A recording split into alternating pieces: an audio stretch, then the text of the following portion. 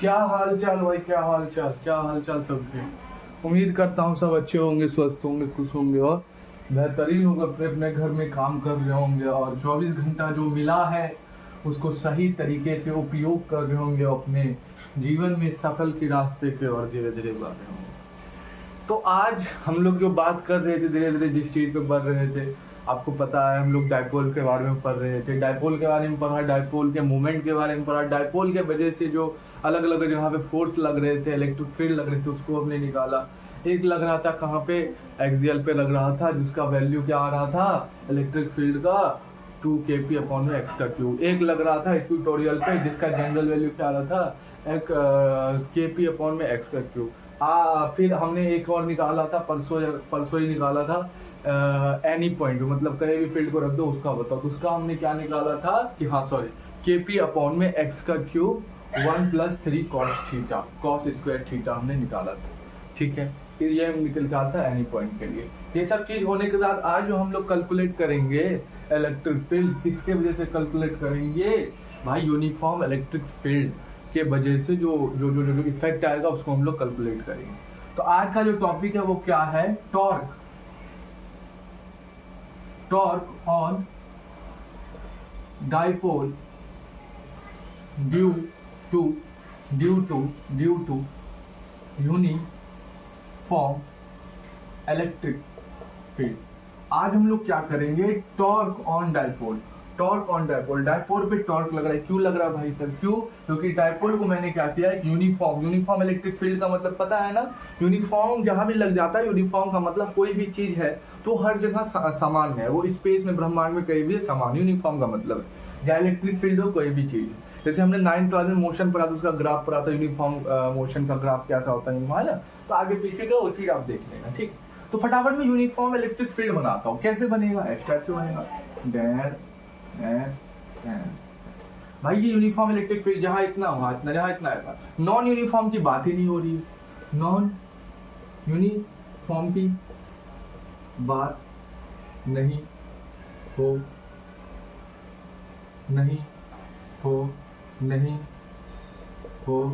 रही है। किसकी बात हो रही है, यूनिफॉर्म की बात हो रही है। यूनिफॉर्म है, ये क्या है, ये यूनिफॉर्म है। अब ये यूनिफॉर्म इलेक्ट्रिक फील्ड है, इलेक्ट्रिक फील्ड है। अब इसकी जो इलेक्ट्रिक फील्ड होगी हर जगह ब्रह्मांड में सेम होगी। ये जितना चीज पता है कि नहीं, इतना डाटा मुझे कलेक्ट करके बताओ भाई, सब पता है, फटाफट बताओ। ठीक है, हाँ इतना चीज पता है, आपको पता चल गया इतना चीज। मैं उम्मीद करता हूँ इतना चीज आपको पता है, और पता करके मैं चल रहा हूँ, क्योंकि ये सब 9वीं 10वीं सब में पढ़ाया जाता है, इलेक्ट्रिक फील्ड यूनिफॉर्म।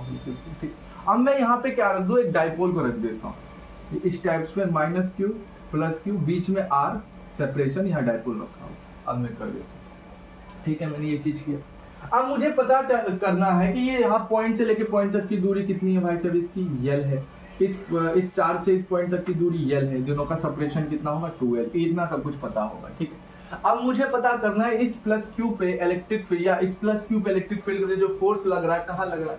तो मैंने एक फॉर्मूला इलेक्ट्रिक फील्ड में पढ़ाया था, F = Q × E, मतलब जो फोर्स लग रहा है वो चार्ज है, और इलेक्ट्रिक फील्ड को जो भी फोर्स लग रहा है कितना लग रहा है, दोनों की तरफ कितना, इसके तरफ भी यही लगा, इसकी तरफ भी यही लगा, सही बात है। जब इसका मैंने फोर्स पता किया तो इसका फोर्स कहाँ जा रहा था, इस टाइप जा रहा था, इस टाइप देख सकते हो, इस टाइप जहां इलेक्ट्रिक फील्ड मूव कर रही है +q का फोर्स उसी तरफ जा रहा था। जब -q का मैंने चेक किया फॉर्मूला पुट करके, तब कहाँ जा रहा था इसका, इस साइड जा रहा था, इसके इलेक्ट्रिक फील्ड के अपोजिट जा रहा था। ठीक है, और आप भी ये चीज हमेशा याद रखो, कोई भी अगर चीज है, कोई भी चीज है या चार्ज रखा हुआ है, कोई भी चार्ज अगर uniform electric field, non uniform नहीं, यूनिफॉर्म इलेक्ट्रिक फील्ड में कोई भी चार्ज रखा है तो +q का डायरेक्शन इलेक्ट्रिक फील्ड के साइड जाता है, और -q का उसके अपोजिट। इतनी चीज मुझे पता चले, इतना डाटा मुझे बताओ, फिर मैं आगे चीज बढ़।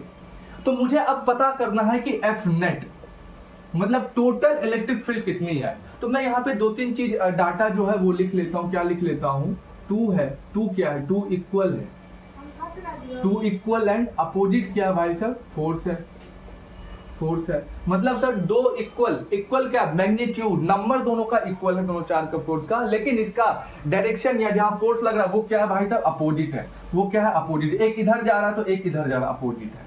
और जो अपोजिट भी है तो ये क्या हो रहा है, विच एक मिनट रुकना, which do not have same line of action. ये क्या हो रहा है कि जब अगर अपोजिट भी है, अपोजिट में मैं समझाने की कोशिश करता हूं, अगर ये अपोजिट भी है, तो अपोजिट है तो ये सेम लाइन में एक्शन नहीं कर रहे अपोजिट। अगर सेम लाइन में वो कर रहे होते, चल रहे होते, तो कैसे होता, इस टाइप से होता, एक इधर जा रहा था, एक इधर जा रहा है, लेकिन इसका जो लाइन ऑफ एक्सिस है क्या है, सेम डायरेक्शन पे। लेकिन यहाँ पे क्या है, एक इधर जा रहा है, एक इधर जा रहा है, एक इधर जा रहा है, एक इधर जा रहा है, तो दोनों का फोर्स कहाँ है, अपोजिट है, और वो एक सेम लाइन पे नहीं फॉलो कर रहा है, वो एक अपोजिट लाइन पे, एक इधर जा रहा है, एक इधर जा रहा है। तो टू इक्वल क्या मैग्नीट्यूड अपोजिट क्या direction which do not have same line of action, एक सेम लाइन पे ये एक्शन नहीं कर, देखो एक इधर जा रहा है, एक नीचे टाइप इधर, अगर सेम करता तो अपोजिट होता, तो सेम लाइन पे एक्शन कर रहा होता, तो वहां पे एफ नेट क्या हो जाता है, जीरो। क्यों होता है अब मैं बताता हूँ। एफ नेट आ रहा है, वीडियो बन रहा है क्या, हाँ, वहां तो एफ नेट क्या हो जाता है, जीरो। क्यों सर, अब मेरे बात बताओ सर, एफ नेट जीरो इसलिए होता है कि अगर मान लेते हैं मेरे पास क्या है, एफ आई डायरेक्शन है इसका, ये मैग्नीट्यूड है इसका, ये डायरेक्शन है, और ये माइनस का एफ आई है, प्लस का 5j है, मैग्नीट्यूड सेम है, डायरेक्शन अलग अलग, ठीक। तो अगर मैं इसे कैलकुलेट करूंगा वेक्टर फॉर्म में तो कैसे आएगा, plus minus plus, sorry plus minus minus हो जाता है, 5 माइनस 5, ठीक है, ये अलग आई है, ये j डायरेक्शन है, तो मैं अगर कैलकुलेट करूंगा दोनों कट के क्या आएगा, जीरो। तो एफ नेट इसलिए जीरो हो जाता है। तो एफ नेट जहां पे जीरो होता है वहां पे डाइपोल क्या घसकेगा उधर से उधर, बताओ डाइपोल घसकेगा क्या, इधर से उधर, मैं चला जाऊं, इधर चला जाऊं, उधर फोर्स लग रहा है तो मैं इधर चला जाऊं, मैं इधर घिसक के आ रहा है ना सही से, मैं इधर घिसक के चला जाऊं उधर, क्या डाइपोल पे फोर्स अब लगेगा, नहीं, ये क्या हो गया, डाइपोल ट्रांसलेशनल इक्विलिब्रियम, मतलब कि ये ट्रांसलेशनल इक्विलिब्रियम, मतलब ये अपनी पोजीशन को ऊपर नीचे नहीं कर सकता है, ये एक ही जगह रह सकता है, ट्रांसलेशनल इक्विलिब्रियम, इसलिए एफ नेट जीरो हो गया, ठीक है भाई। तो सवाल यह आता है सर इसमें फोर्स तो लगेगा, सर लगेगा, बिल्कुल लगेगा, और जब फोर्स लगेगा, अब जब ये ऊपर नीचे घुसक नहीं सकता है, आपने कहा F net zero translational equilibrium में आ गया, ट्रांसलेशन सब पता होना चाहिए, equilibrium 11th class 9th class सब अच्छे से पढ़ के आते हैं, इक्विलिब्रियम हो गया। तो सर इसमें अगर फोर्स लगा तो घूमेगा तो सही, हाँ, एक चूने पते की बात की है, इसमें अगर फोर्स लगेगा तो ये रोटेट होगा, किसके अबाउट, किसी का अबाउट तो रोटेट होगा, अगर रोटेट हो रहा है तो किसी का अबाउट होगा, हाँ, अबाउट सेंटर, या आप सेंटर ऑफ मास, COM भी कह सकते हो, सेंटर ऑफ मास से क्या होगा, रोटेट होगा, और इसे जो रोटेट करवाने में फोर्स जो मदद करेगा वो कौन सा फोर्स होगा, बच्चे 11th क्लास की कहानी, वो कौन सा फोर्स होगा, सर आप बोलोगे सर वो टॉर्क फोर्स होगा, और टॉर्क अगर लगेगा तो क्या होता है, टॉर्क का formula F into perpendicular distance कहां, सेंटर, रोटेट ऑफ सेंटर, जहां से रोटेट हो रहा है ये, इसमें जो फोर्स लग रहा है वहां से लेके यहां तक जहां पे फोर्स लग रहा है उस दोनों के बीच की दूरी, यहां पे फोर्स लग रहा है और यहां जहां लगा रहा है उन दोनों बीच की दूरी, वो होगा परपेंडिकुलर डिस्टेंस। हाँ भाई, तो टॉर्क का फॉर्मूला ये हो गया। तो फटाफट अब हम लोग 2-3 चीज देखते हैं, जब टॉर्क का फॉर्मूला ये हो गया तो हम लोग फटाफट लगा देते हैं। टॉर्क को किससे, हमें क्या चाहिए भाई साहब, टॉर्क चाहिए, टॉर्क नेट चाहिए, तो क्या करेंगे, टॉर्क 1 प्लस टॉर्क 2 को क्या करेंगे, ऐड कर देंगे, क्योंकि मैग्नीट्यूड से और यूनिफॉर्म इलेक्ट्रिक फील्ड है तो आराम से कर सकते हैं, ठीक, बात सीखे। अब फोर्स क्या आ गया, एफ ही डाल दोगे भाई, फोर्स क्या आ गया, एफ इंटू पहले वाले के लिए ना, पहले वाले के लिए देख लेते हैं, फोर्स क्या आ गया भाई साहब, इसको हटा दो, यहाँ पे लिख देते हैं एफ इंटू पहले वाले के लिए, और फोर्स आ गया एफ, और परपेंडिकुलर डिस्टेंस कहाँ, पॉइंट्स लेके यहाँ तक की दूरी, परपेंडिकुलर डिस्टेंस, प्लस सेम उसके लिए भी आएगा, क्यों बताओ, सेम उसके लिए आएगा, क्यों सेम उसके लिए आएगा, क्यों आएगा, एफ अपॉन में डी। सर ये दोनों सेम है, हाँ सेम है। अब मुझे एक चीज बताओ, अब मैं अगर ये परपेंडिकुलर डिस्टेंस पूछ रहा हूँ तो यहाँ से लेके यहाँ तक की होगी, हाँ, तो दिखाओ क्या ये वाला परपेंडिकुलर डिस्टेंस है, कहाँ दिख रहा है, क्या ये तो परपेंडिकुलर डिस्टेंस में दिख कहाँ रहा है, तो ये चीज मुझे बताओगे ना, कहाँ दिख रहा है इसमें परपेंडिकुलर डिस्टेंस, क्योंकि ये वाला तो परपेंडिकुलर है नहीं, तो कौन सा बनेगा, सर सीधी बात है, अगर ये इसमें फोर्स लग रहा है, टॉर्क लग रहा है, तो ये घूमेगा, रोटेट होगा, इस अबाउट सेंटर ऑफ रोटेट, सही बात है। सर ये नीचे तो आएगा, हाँ सर, तो कहीं ना कहीं मुझे इस पॉइंट से लेके यहाँ तक की दूरी परपेंडिकुलर दिख रहा है, हाँ सर दिख रहा है, और बीच में सर थीटा तो है सर, ठीक, और यहाँ ठीक है थीटा तो है, ठीक। तो ये किसके लिए हो गया, प्लस क्यू के लिए, सेंटर से लेके इधर तक की दूरी। और ये सर घूम कैसे रहा है, अगर मैं इस तरफ से देखूं तो ये सर क्लॉक एक मिनट क्लॉक वाइज घूम रहा है। अगर मैं इस चार्ज के लिए भी देखूं तो इस चार्ज के लिए भी देख सकता हूं भाई साहब, इस चार्ज के लिए मैं देख सकता हूं, इस चार्ज के लिए भी कहीं ना कहीं परपेंडिकुलर डिस्टेंस बन रहा है और ये थीटा आ जाता है। तो इसके लिए भी परपेंडिकुलर डिस्टेंस यहां जितना, और घूमेगा कैसे, ये भी भाई क्लॉकवाइज घूमेगा। चेक कर लेना, अगर कोई मेरे पे शक हो कि भाई ये जो डाटा बता रहे हैं सही बता रहे हैं कि नहीं बता रहे हैं, तो भाई सब चेक कर लेना आप अच्छे से घर में एक बार, ठीक है। तो जो इसके लिए घूमेगा ये भी क्लॉकवाइज घूमेगा, क्लॉकवाइज ये भी क्लॉकवाइज घूमेगा, इधर से, ठीक है भाई साहब, ठीक। अब जैसे ही ये दोनों क्लॉकवाइज घूमे तो मेरा वैल्यू यहाँ पे क्या पुट होके आ जाता है, बताओ। यही चीज तो मेन है कि भाई वैल्यू जब नहीं बता पा रहे हो तो क्या बता पा रहे हो सर, सही बात है। तो अब वैल्यू क्या आ जाती है, जल्दी, अब वैल्यू क्या आ जाती है, कौन, अब वैल्यू क्या आ जाती है, यहाँ पे क्या आ जाती है, इसके लिए फोर्स ये रहा, ठीक है। तो E क्या हो जाता है, Q, हाँ इसके लिए देखो, हाँ अब एक यहाँ कंपोनेंट्स भी तोड़ सकते हो ना, हाँ सर, थीटा वाले के पास cos थीटा, इसके वाले पास L sin थीटा, और इधर वाले के पास L sin थीटा, इधर वाले cos थीटा के पास L sin। कंपोनेंट्स खुद तोड़ सकते हो, अभी पता करके आया। तो पहले वाले के लिए Q ही L sin थीटा होगा, Q चार्ज का Q, L distance sin theta, तो पहले वाले के लिए Q E L sin theta. दूसरे वाले के लिए Q चार्ज है, L इन दोनों की दूरी है, और sin थीटा है, और E इलेक्ट्रिक फील्ड है, तो Q E L sin theta. जहां से Q E L 2 हो जाएगा, तो यहां से क्या आ जाएगा, 2 Q E L sin theta. जहां से 2 Q E L sin theta यहां पे आ गया, तो मुझे ये चीज दिख रहा है 2 Q E L, तो ये कहीं ना कहीं डाइपोल मोमेंट मुझे दिख रहा है। मैं इसको यहाँ देख लो भाई, डाइपोल मोमेंट बना दूंगा।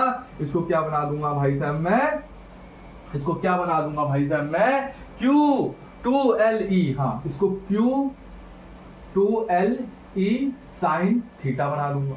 जहां से Q2L क्या हो गया, एक डाइपोल हो जाता है, तो मेरा PE sin थीटा आ जाता है, टॉर्क नेट। बताओ कोई दिक्कत है क्या, बताओ कोई दिक्कत है क्या, इसमें कोई दिक्कत है क्या, किसी प्रकार की दिक्कत है क्या। तो टॉर्क नेट क्या आ जाता है, PE sin थीटा, मैं यहां लिख देता हूं। तो टॉर्क नेट क्या आ जाता है, PE sin थीटा। बताओ यहाँ पे किसी को दिक्कत, बताओ यहाँ पे किसी को दिक्कत, PE sin theta torque net आ जाता है, टॉर्क नेट आ जाता है। क्यों आया, कैसे आया, सब कुछ बता दिया क्या नहीं, सब कुछ बता दिया कि नहीं, सब कुछ बता दिया कि नहीं, सब ठीक है, समझ में आया। तो क्यों टॉर्क नेट कितना आ जाता है, PE sin थीटा। कैसे आया, सब कुछ हमने पता कर लिया, किसमें, torque on dipole due to uniform electric field. अब ये जो है ये कहीं ना कहीं क्वांटिटी कौन सा, वेक्टर है, हाँ सर ये वेक्टर है, तो इसमें डायरेक्शन भी चाहिए। हमने मैग्नीट्यूड तो निकाल लिया, स्केलर वाला काम तो कर लिया, मैग्नीट्यूड अब भाई वेक्टर फॉर्म में चाहिए, और वेक्टर फॉर्म में चाहिए तो इसका मैग्नीट्यूड मिल गया, तो इसको क्या पता करना पड़ेगा, डायरेक्शन पता, और डायरेक्शन से हम इसका वेक्टर फॉर्म तय कर लेंगे भाई। तो आ जाओ भाई, तो फटाफट हम इसका वेक्टर फॉर्म तय कर लेते हैं, करें यहीं पे कर लेते, छोटा सा बात है, कोई दिक्कत वाली बात नहीं। अब आता है वेक्टर फॉर्म में कि ये P, हाँ वेक्टर फॉर्म अगर हम लोग चेक करते हैं तो कैसे चेक करते हैं समझो। अब मैं फटाफट इसको थोड़ा सा मिटा देना चाहता हूं, आगे बता देता हूं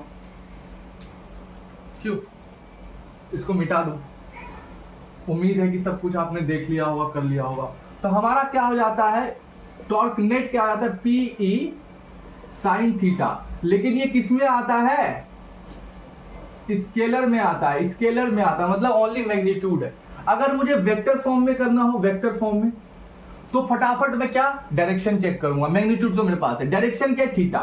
थीटा क्या हो जाता है, थीटा एक एंगल, पता है ये सबको, एंगल हो जाता है बिटवीन किसके, फोर्स एंड जो फोर्स लग रहा है, फोर्स एंड कमान बताओ, force and between centre of axis, या जहां rotate of centre of axis, जहां से सेंटर ऑफ रोटेट कर रहा है, जहां से चीज रोटेट कर रहा है और जहां से फोर्स लग रहा है, वो उन दोनों के बीच की दूरी हो जाती है थीटा। थीटा ही डायरेक्शन बताता है उन दोनों के बीच की दूरी। तो अगर मैं इन दोनों बीच की दूरी देखूं तो यहां से इलेक्ट्रिक फील्ड, ये थीटा कहां बन रहा है, इसके बीच में यहां पे बन रहा है, तो यहां से इलेक्ट्रिक फील्ड जा रहा है, ये देखो यहाँ पे देखो, यहाँ से क्या हुआ, यहाँ से इलेक्ट्रिक फील्ड जा रहा है, ये रहा, है ना, समझ में आ गया। तो दोनों बीच की दूरी F/A, इलेक्ट्रिक फील्ड जा रहा है। अब यहाँ से क्या हो रहा है, इलेक्ट्रिक फील्ड ये इधर साइड जा रहा है, और यहाँ से क्या हो रहा है, सॉरी हाँ, अब इलेक्ट्रिक फील्ड क्या आ रहा है, इस साइड से जा रहा है, ठीक है। और ये क्या नाम है, सॉरी भाई, कोई बात।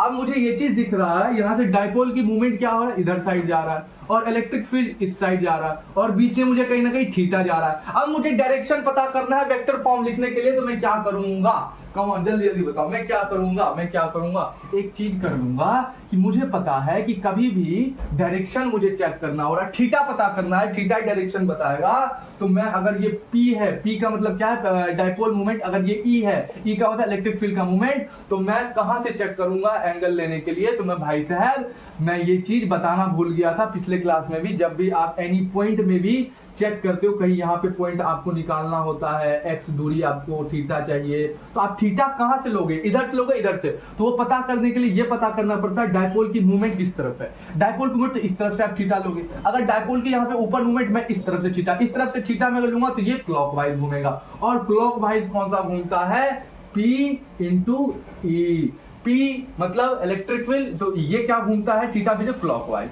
तो ये हमारा वेक्टर फॉर्म निकल के आ जाता है, ई नेट, ये वेक्टर फॉर्म में P इंटू ई निकल के आ जाता है। समझ में आया, कोई दिक्कत वाला बात है, कोई दिक्कत वाला बात है, कोई दिक्कत वाला बात है, बताओ, कोई दिक्कत वाला बात है, बताओ।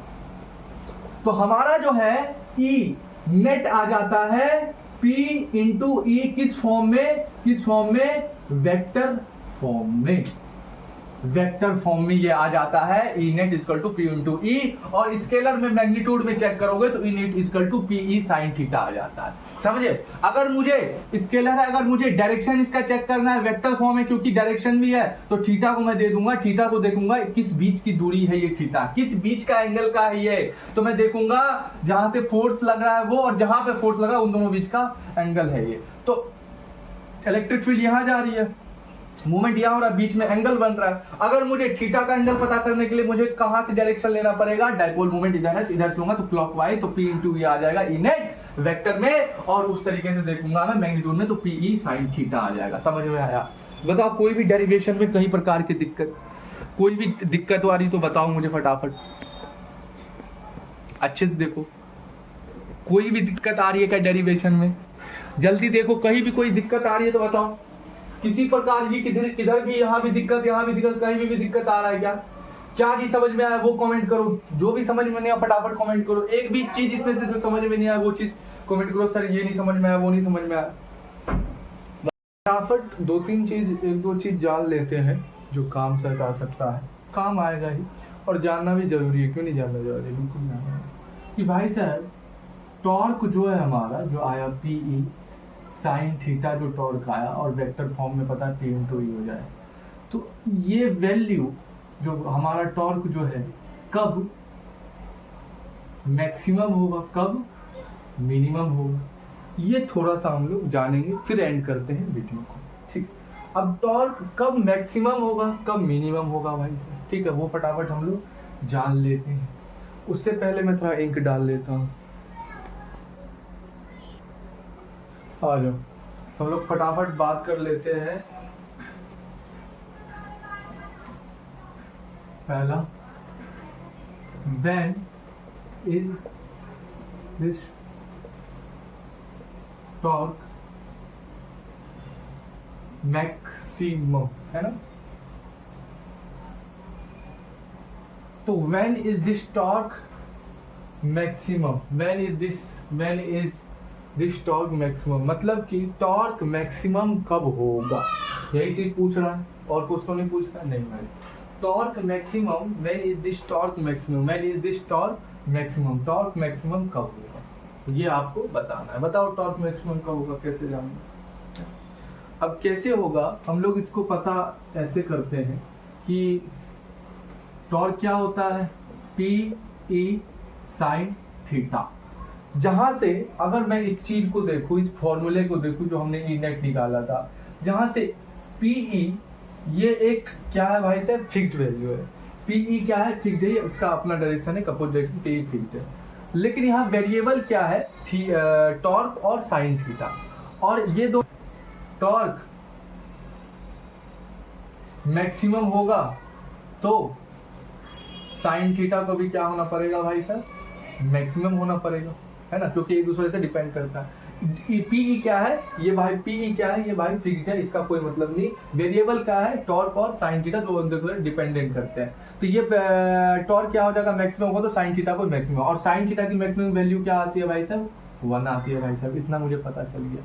साइन थीटा की वैल्यू क्या होती है, 1 आती है। अब बात रही थीटा की, तो भाई थीटा को मुझे कुछ ऐसा अरेंज, थीटा में अगर मुझे 90 डिग्री या 270 डिग्री दिखता है इलेक्ट्रिक फील्ड में डाइपोल पे एंगल बनते हुए, अगर 270 डिग्री दिखता है तब मैक्सिमम वैल्यू हमारा क्या हो जाएगा टॉर्क का, समझ में आया। तब मैक्सिमम वैल्यू क्या हो जाएगा, आराम से निकल जाएगी। तब मैक्सिमम वैल्यू क्या हो जाएगा हमारा, आराम से निकल जाएगी। तो उसके लिए फटाफट हम लोग क्या करते हैं, एक फील्ड बना लेते हैं, धैन, ये इलेक्ट्रिक फील्ड हो गई। अब मुझे इस तरीके से यहाँ पे अरेंज करना है डाइपोल। देखो कोई भी रटने की, इसमें कोई रटने की बात है क्या, मुझे एक चीज बताओ, इसमें क्या रटने की बात है, सही आ रहा है ना, हाँ, इसमें क्या रटने की, बोल रहा है when is this torque maximum, मुझे ये करके दो कि भाई साहब इलेक्ट्रिक फील्ड पे टॉर्क मैक्सिमम आए, है ना, ये मुझे पूछ रहा है क्वेश्चन में, टॉर्क मैक्सिमम कब होगा इलेक्ट्रिक फील्ड में। तो मैं कुछ ऐसा अरेंज करूंगा। अब टॉर्क का फॉर्मूला हमने क्या निकाला था, torque equal to p E sine theta, जहां से पीई का फिक्स्ड वैल्यू, ये अपना डायरेक्शन है, इलेक्ट्रिक फील्ड टॉर्क का अपना डायरेक्शन है, लेकिन यहां से टॉर्क और साइन थीटा क्या है भाई साहब, वेरिएबल, और इन दोनों क्या है, ये दोनों एक दूसरे से डिपेंड करते हैं। जितना टॉर्क मैक्सिमम होगा वो भी साइन थीटा भी मैक्सिमम होना ही पड़ेगा। तो साइन थीटा की मैक्सिमम वैल्यू 1 हमने आता है, ये चीज सबको पता है। अब जब हम थीटा को देखेंगे तो थीटा को कुछ ऐसा अरेंज करना पड़ेगा, या डाइपोल को मेरे को कुछ ऐसा अरेंज करना पड़ेगा जो इलेक्ट्रिक फील्ड की वैल्यू, इलेक्ट्रिक फील्ड और डाइपोल का मूवमेंट कहीं ना कहीं अपोजिट आ जाए, उसके बीच का 90 डिग्री या 270 डिग्री अगर मुझे बनता हुआ दिख जाता है तो टॉर्क की वैल्यू मैक्सिमम आ जाता है। तो मैं किस तरीके से अरेंज करूंगा, देखो सीधे कर दूंगा इस तरीके से, ये -q, ये +q, बीच में आप सेपरेशन हो गया, यहाँ से L दूरी, यहाँ से L दूरी, 2L, ये सब कुछ पता होगा, ठीक। अब मैं देखूंगा कि डाइपोल का मूवमेंट इधर ना -q है, इधर साइड मैंने लिख दिया, कोई बात नहीं, आप इधर से मानो, ये -q है, ये +q, डाइपोल का मूवमेंट ऊपर, इसका मूवमेंट इलेक्ट्रिक फील्ड का इस तरफ से, बीच में एंगल थीटा, वो सब अलग बात है, लेकिन इन दोनों का डायरेक्शन क्या है भाई साहब, अपोजिट, एक ऊपर है, एक नहीं, एक हॉरिजॉन्टल में, एक वर्टिकल, इन दोनों के बीच का अगर मैं एंगल देखूं तो कहीं ना कहीं 90 डिग्री यहाँ पे एंगल बनते हुए दिख रहा है, 90 डिग्री एंगल। अगर मैं इसी डाइपोल को, चार्ज को उल्टा रख दूं, यहाँ -q, यहाँ +q, है ना, है ना, -q+q, अब इन दोनों का बीच का एंगल अगर तुम पूरा इसको घुमाओगे तो 270 डिग्री कहीं ना कहीं यहाँ पे दिख जाएगा। तो भाई 90 डिग्री जब आ जाएगी, 90 डिग्री जब एंगल आ जाएगा या 270 डिग्री एंगल, तो दोनों हमने करके देख लिया, प्रूफ भी कर लिया, तो भाई ये डाइपोल क्या हो जाएगा हमारा, क्या हो जाएगा भाई साहब, यहाँ पे ये हो जाएगा मैक्सिमम।